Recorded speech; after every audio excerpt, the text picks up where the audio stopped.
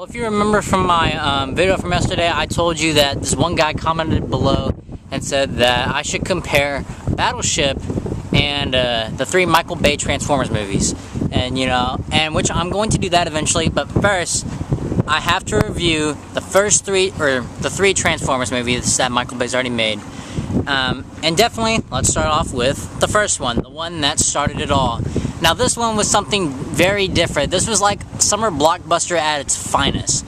And definitely, I went and saw this movie it was like 6 years ago. I went and saw this movie when I was like probably 10 or whatever with my dad on the 4th of July, and oh my gosh, this was a fun 4th of July weekend for me. Probably one of the funnest experiences of going to the movies on the 4th of July. I mean, really, it just shows how much fun you can have in a movie, and the first Transformers movie does that like a champ. It really works very well, until they make the next 2 movies.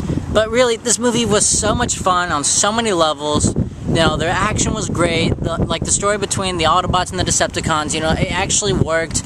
This movie reminded me of, The Rock, another Michael Bay movie from back in the 90s. If you've never seen it, go check it out. It's very cool. And it's like that in a sense to where it keeps you interested. It keeps pulling you in. It makes you want to watch more.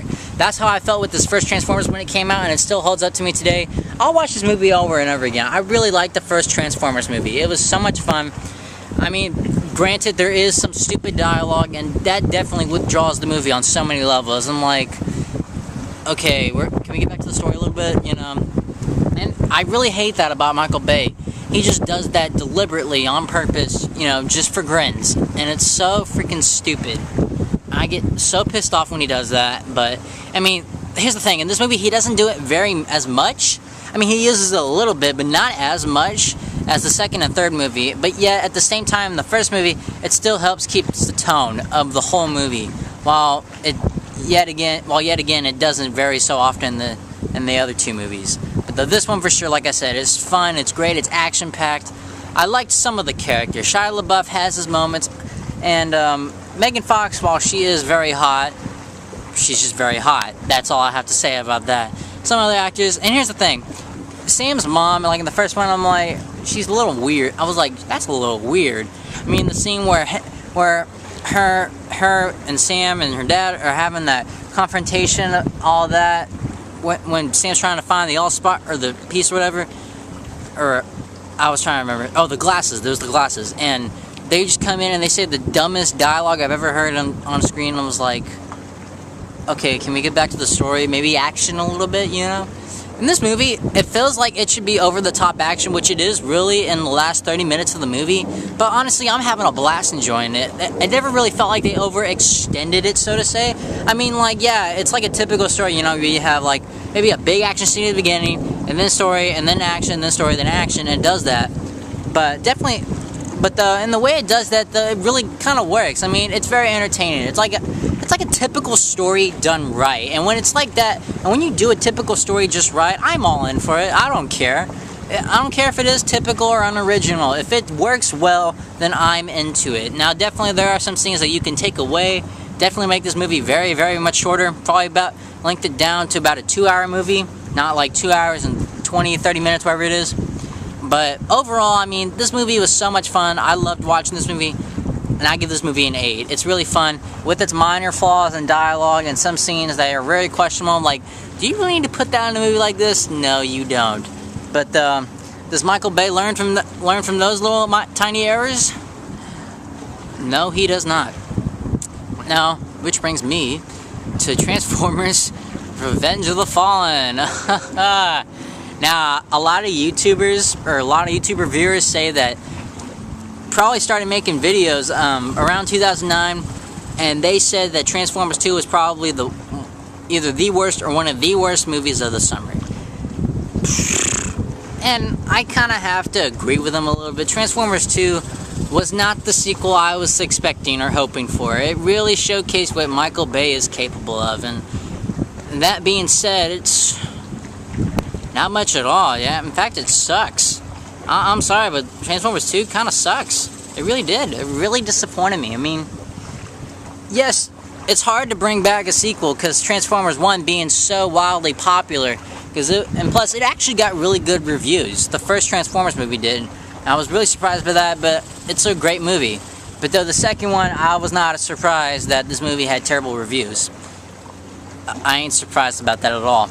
I mean, you watch this movie, I mean, you know, the first time I saw this, I was like, oh my gosh, I can't wait to go see this. And I go into the theater and I'm like, well, actually, I take that back.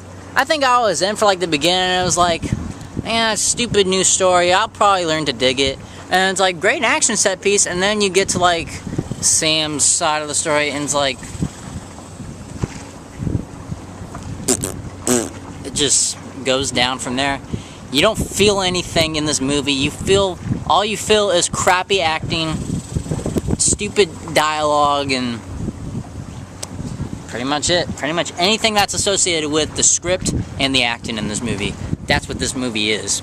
And, you know, I was really looking forward to this movie. I really wanted it to be at least as good as the first one, and make you remember that this is a fun action movie. And when I finally realized the truth about Michael Bay, when I was like, what, 12 years old? I think I was 12 years old this movie came out. Oh my freaking gosh. So disappointed. So disappointed.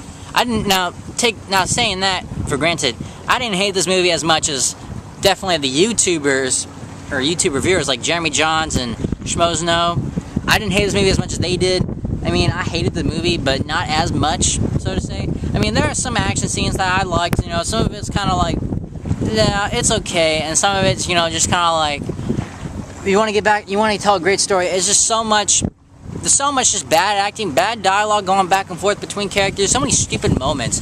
Michael Bay tries to be like the dumbest comedian ever made for a movie like this. He really, this is like a movie that really disappoints. Now, this is nothing like a movie where it's like you try to get a story, or like where you try to get a story and you have these actors that are trying really hard that just don't work. This movie is nothing like that. This movie is something else, literally.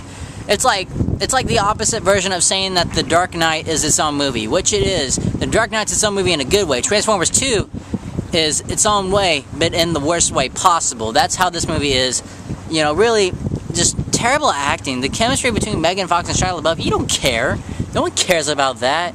And the characters, it has those moments where it feels like it's pulling onto a story, but it doesn't at the same time. One of the things about this movie was the president. I like the president, like, when actually it wasn't the president. Whoever that guy's name was with the glasses who was like telling the Autobots, they are here to hunt you. That guy. I don't know why I call him the president. I just thought he was the president or something like that. But I liked him in this movie for what he was given, and the fact that he was really probably the only serious actor in this movie. The one actor, or actress actually, I could not stand in this movie was Julie White, also known as Sam's mother. Oh, she was horrible in this movie. She was just downright horrible. I hated her so much. She like really took Michael Bay's advice literally, or like literally took Michael Bay's concept of how this movie should be and made it even worse. Oh, she was horrible. It's horrible, but it's funny at the same time, but still, it's just god-awful, man. It is a piece of crap that she gave in this movie. And no, she does not get better at all in this trilogy. I didn't like her, even in the first Transformers movie that much, but I really hated her in the second one, and I still hated her in the third one. So really, that doesn't say much at all. So, in the end, Transformers Revenge of the Fallen is a disappointing sequel to the pretty successful first Transformers movie, and I'm going to give this movie probably about a 3. I feel a little bit high for that, and I'm sorry if I farted. I mean, it feels a little bit high, but, I mean, I didn't hate the movie that much, but I definitely didn't like this movie. And that's saying something. So, and now we're down to the third and final movie. Well, actually, I take that back. They are making a Transformers 4 with Mark Wahlberg for reasons I don't know why, but I don't know. Now we're going to get down to Michael Bay's third try at the Transformers movie. Transformers 3, Dark of the Moon. Now, I was really hoping this movie would not be as bad as Revenge of the Fallen, and surprisingly, it wasn't. It was a little bit better. It's like you have a great movie, which your first one is up here, then you have your second one down in the lowest of low, and then you have your third one, and it's just about right there. And this is how this movie really is. Transformers 3 is enjoyable at times. It has those stupid moments that Transformers 2 had, but it doesn't necessarily do it as much. It sort of goes to an extent. And I know this movie also does try to take a little bit of a different direction, in a sense, but overall, when you still have some pretty crappy acting and still some of the stupid dialogue, it still doesn't work as well. I mean, and it definitely has those scenes. You can definitely cut this movie, like 20, 30 minutes of this movie out, honestly. Or at least revise and edit a little bit. But still, I mean, I still enjoyed the movie for somewhat. I wasn't the biggest fan of this movie. There were some scenes, I will say, that I really liked about this movie, and then there were some scenes that I really did not like about this movie. What I really liked was the action. I really loved the visuals in this movie. I love the visuals in all 3 Transformers movies. They're just really awesome, fun, and great CGI, honestly, in my opinion.